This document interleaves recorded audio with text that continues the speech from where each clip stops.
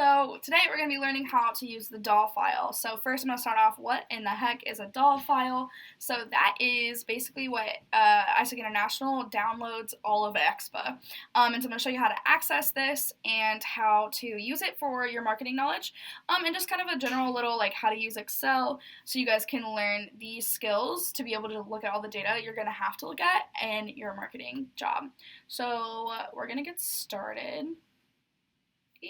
Okay, so here you guys have the DAAL file. I'm going to actually show you guys the URL that you can use.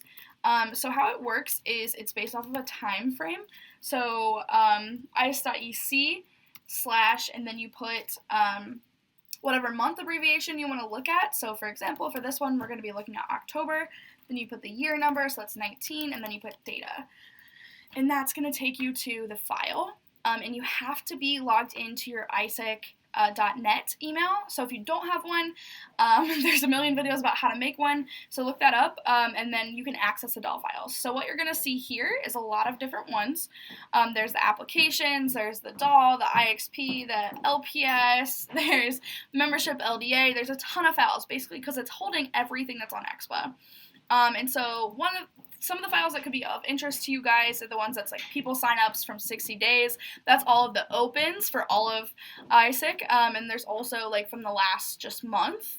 And other things on here, there's like people backgrounds and people languages to understand who your customers are. So the one that I downloaded was the full DAAL file. It's a fat boy. And this file looks like this when you open it up. So if you're on a Mac, make sure that when you open it, you click, like right click it and put open through Excel, not numbers, because it's not going to open. So this here is what it looks like, and you can see like it's got like Afghanistan, Asia Pacific, it's like what's happening with that. And that is because you're literally looking at everything there is on ISEC.org, so, and on EXPA. So what the first thing that you want to do is you want to like clean this up and only see your data. So what you need to do is select the columns, and so you can just do that by clicking either Control Shift or Command Shift and the right arrow, and that'll take you to highlight all of the columns. And then you can click up here on the right and just click Filter, and that will add a filter to the top of all of the columns. And then what you can do is, what I like to do is just go ahead and filter by Home MC, because for me, I'm looking at all of ISEC US. For you, you could just filter by Home LC. And then what you can do is uncheck all of them, and then scroll down to the US, just check the US, and then it will switch. And so you can see what it did is it like cut out all of the rows that were not United States, and now you're just looking at the United States information. So now it's kind of like, so much data, what do I do with this? So a couple things that I look at that could be interesting for you guys is if I wanted to just look at GV, I would filter the same, uncheck it and just check out GV. It will filter for me in a second. And then I can look at all of the places that people went to on a GV. So if I wanted to check the applications for my IR partners, I could filter by host MC and check off the IR partners that I want to see. Other things I can look at is all of these date ranges here can give you a lot of information about process time. So the first one is like, you can check here in the top here, it's date EP signed up, so that's like when they made their account. You have the date opportunity created, date applied, date accepted or rejected. You also have the date they signed the AN. So all of this is good information for you guys to look at to check process time. And other things on here as well is you can check, are they a member of ISEC? What was their role? It also has one that's probably the most important for marketing is checking out which SDG they were going for GV. So you could filter by Brazil, and what's the most common thing people go for Brazil? And it could be SDG 4. So like, let's check that out and see if it works. So say I filter this, and I uncheck everything else, and I just check Brazil. It will filter for me, and now I'm looking at all of the exchanges ISEC US did with Brazil. And then I can go here and look at date approved, and I can just filter for just 2019. And so now I'm just looking at the LC term for 2019. You can see it starts here on February 1st. And I can look at all of the exchanges here from that. So now that's how many exchanges we had. And then I can do a pivot table, which I'm about to show you, about how to check out what's the distribution of SDGs for this one country. So what you want to do if you were to insert a pivot table is, what I like to do, just because I don't want to keep all of the information, is just select all of the data fields right here. So if you go and you select it and do that like Command-Shift arrow, and it helps you select everything.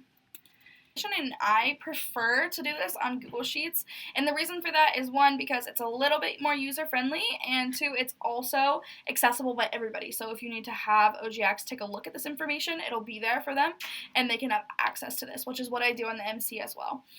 So here you can see like what I've pasted, so I kind of put all of the information up here, and this is also from the DAAL file. And so what you can do here is then you want to select all of the data. And then you're going to click the data button here, and you're going to be inserting what's called a pivot table. And so what a pivot table is that it's going to give you all of the information you want to see, but only show you just exactly what you need. And that's why it's a little bit more friendly, but it's going to take a second for you guys to learn, but this is why it's fun, because you can play around and kind of gain more skills in this aspect. So for example, for this one, if I wanted to know how many of each SDG people went on exchange with to Brazil, then what I'm going to do is I'm going to add some rows here, and I want to know the SDGs. I want to be like the rows, so I'm going to scroll and find the SDG goal. So then what it's going to do is going to give me all the SDG numbers 1 through 17, and then the columns I'm going to have is I just want to put host MC, so it's going to give me a ton of different MCs here. And it's going to give me all the different countries. And then I'm going to add a filter here for host MC. And I'm just going to filter and say I only want to see Argentina, and I want to see Brazil. So we just want to compare these two countries that we go to a lot. And then the last thing you need to do is you need to add a value. So what is it actually counting? So the value that I'm going to add is, I'm just going to put count either of, this one really doesn't matter, but I'm going to do SDG, so it'll say just count the number of SDGs that are here. And then just here, make sure that's like counting versus a sum or anything like that. And then here you can see, so now I know in Argentina I had 10 people go on SDG 1, I had 74 people go on SDG 4, and 89 people go on SDG 17. So for me as a marketer, that lets me know that like we have sent a lot of people on these projects, and that our people do want to go on them because we have the highest amount of people going on those projects. So that means, okay, I need to know like what types of people go on these projects and how can I sell more of them.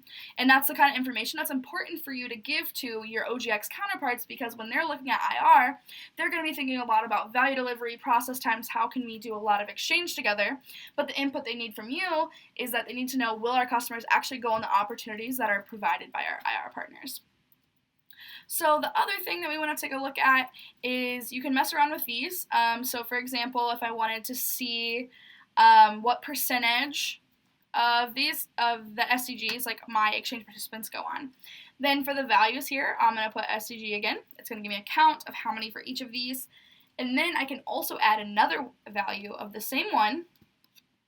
And I can change this to say, show as % of grand total. And now I can see on a chart here that 48% of our exchanges go for SDG 4. But say I want to check only a certain time frame. Then I can go and filter by a date, and I can choose maybe the date approved or date realized, and I can say how many people realized in this past summer. So for a date one here, I'm going to show you guys an example because this one's a little bit more difficult, is you want to do filter by a condition, and date is after a certain date. So you want to put an exact date, and you say I want to do it just in the LC term, so February 1st, 2019. And hit OK, and it's only going to show you everything that happened in the LC term. The next part is that if you were to add a sheet and on your pivot table say, I really want to save this one, then the thing that's really nice about Google Sheets is you can highlight this, you can copy it, and then paste it here. And now the pivot table has moved to another sheet. and you have access to change it or highlight it or whatever, and you can kind of make like a little dashboard for yourself of how it, from the DAAL file of like all of the information you need to present to OGV or OGE about their information. So you know, like the DAAL has tons of information here, and this is just one of the files that I showed you at the beginning out of all of these. So you can take a look and play around, but overall I just wanted to kind of give you guys a little bit more information about this skill, and that you guys will be doing something like this in the future.